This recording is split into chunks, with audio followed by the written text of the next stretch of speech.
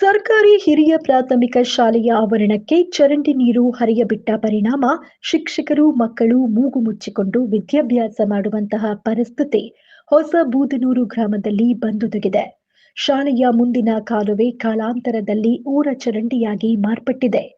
ಆ ಚರಂಡಿ ಶುದ್ಧಗೊಳಿಸಿದ ಪರಿಣಾಮ ಹೂಳು ತುಂಬಿಕೊಂಡು ಗಿಡಗಂಟೆಗಳು ಬೆಳೆದು ಚರಂಡಿ ನೀರು ಸರಾಗವಾಗಿ ಹರಿಯದೆ ನಿಂತು ದುರ್ವಾಸನೆ ಬೀರ್ತಾ ಇದೆ ಎಂಬ ದೂರು ವಿದ್ಯಾರ್ಥಿಗಳ ಪೋಷಕರಿಂದ ಕೇಳಿ ಬರ್ತಾ ಇದೆ.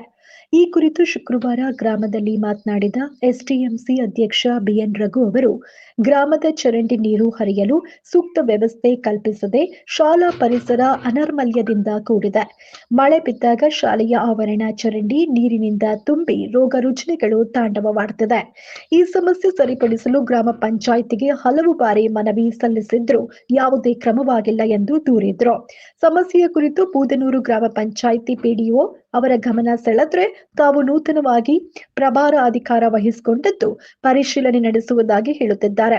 ಒಟ್ಟಾರೆ ಸಮಸ್ಯೆ ಕುರಿತು ಗ್ರಾಮ ಪಂಚಾಯಿತಿ ಶಿಕ್ಷಣ ಇಲಾಖೆ ಗಮನ ಹರಿಸದೆ ಹೊರತು ಶಿಕ್ಷಕರು ಮಕ್ಕಳಿಗೆ ದುರ್ವಾಸನೆಯಿಂದ ಮುಕ್ತಿ ಇಲ್ಲ ಎಂಬ ಮಾತುಗಳು ಕೇಳಿ ಬಂದಿದೆ. ಗ್ರಾಮಾಂತರದವರು ಸ್ಕೂಲಿಗೆ ಬಂದಿದ್ದೆ ಏನಕ್ಕೆ ವಿಚಾರಕ್ಕೆ ಮಳೆ ನೀರು ಬಂದರೆ ಮೋರಿ ಎಲ್ಲ ಒಳಗೆಲ್ಲ ನೀರು ಎಲ್ಲ ಬಂದು ತುಂಬಿಕೊಳ್ತದೆ ಮಾಡಿದ್ರೆ ಅದೊಂಚೂರು ಪಂಚಾಯತಿಯವರು ಯಾವ್ದಾರು ಒಂಚೂರ ಕಾಲಾವಕಾಶ ಮಾಡಿ ಅದು ಕ್ಲೀನಾಗಿ ಮಾಡಿ ಎತ್ತರಿಸೋಗಿ ಮಾಡಿ ಸ್ಕೂಲ್ ಒಳಗಡೆ ನೀರು ಬರ್ದಂಗೆ ಮಾಡಿಕೊಡಿ. ದಯವಿಟ್ಟು ಮಕ್ಳಿಗೆ ತೊಂದರೆ ಆಯ್ತದೆ. ನಮ್ಮೂರಲ್ಲೂ ಶಾಲೆ ಎಲ್ಲೂ ಇಲ್ಲ, ನಮ್ಮ ಮಂಡ್ಯ ಜಿಲ್ಲೆಯಲ್ಲೇ ಇಲ್ಲ ಅಂದ್ಕೊಂಡಿದ್ದೀನಿ. ಮಕ್ಳುಗಳು ಜಾಸ್ತಿ ಅವೆ, ಎಲ್ಲರಿಗೂ ತೊಂದರೆ ಆಯ್ತದೆ. ದಯವಿಟ್ಟು ಮಾಡಿಕೊಡಿ ದಯವಿಟ್ಟು. ಹಾಂ ಸರ್. ಬೂದನೂರು ಗ್ರಾಮ ಪಂಚಾಯತ್ ಸಂಬಂಧಪಟ್ಟಂಥ ಸರ್ಕಾರಿ ಹಿರಿಯ ಪ್ರಾಥಮಿಕ ಪಾಠಶಾಲೆ ಹೊಸ ಬೂದನೂರು ಗ್ರಾಮದ ಅವೈಜ್ಞಾನಿಕ ಕಾಮಗಾರಿಯಿಂದ ಸ್ಕೂಲ್ ಆವರಣವನ್ನು ಪರಿಸರನ ಹಾಳು ಮಾಡ್ತಾ ಇದೆ. ಆ ನೀರು ಬಂದು ಶಾಲೆಯ ಮುಂಭಾಗ ತುಂಬಿಕೊಂಡು ಮಕ್ಕಳ ಮೇಲೆ ಪರಿಣಾಮ ಬೀರುವಂಥ ಮುನ್ಸೂಚನೆ ಕಾಣ್ತಾ ಇದೆ. ಕೂಡಲೇ ತತ್ಕ್ಷಣ ಇದಕ್ಕೆ ಸಂಬಂಧಪಟ್ಟಂಥ ಪಂಚಾಯಿತಿ ಸದಸ್ಯರು ಇಟ್ಕೊಂಡು ಈ ಕೆಲಸವನ್ನು ಮಾಡಿಸಿ ಮಕ್ಕಳ ಆರೋಗ್ಯ ಕಾಪಾಡಬೇಕು. ಮತ್ತು ಮಂಡ್ಯ ಜಿಲ್ಲೆಯ ಮಂಡ್ಯ ತಾಲೂಕಿನಲ್ಲಿ ಹೊಸಬುದು ಹೆಚ್ಚಾಗಿ ಪ್ರಾಥಮಿಕ ಶಾಲೆ ಮಕ್ಕಳಿಗೆ ವಿದ್ಯಾಭ್ಯಾಸ ಮಾಡ್ತಾಯಿದ್ದಾರೆ. ಕೂಡಲೇ ಸಂಬಂಧಪಟ್ಟ ಅಧಿಕಾರಿಗಳು ಬಂದು ಪರಿಶೀಲನೆ ಮಾಡಿ ತತ್ಕ್ಷಣ ಈ ಒಂದು ಡ್ರೈನೇಜನ್ನು ಮಾಡಿ ವ್ಯವಸ್ಥೆ ನೀರು ಒಳಗಡೆ ಬರ್ದಂಗೆ ಸುರಕ್ಷಿತವಾಗಿ ಆ ಸ್ಕೂಲ್ನ ವ್ಯವಸ್ಥೆ ಕಾಪಾಡಬೇಕೆಂತ ಈ ಮೂಲಕ ವ್ಯಕ್ತಪಡಿಸ್ತಿದ್ದೀವಿ.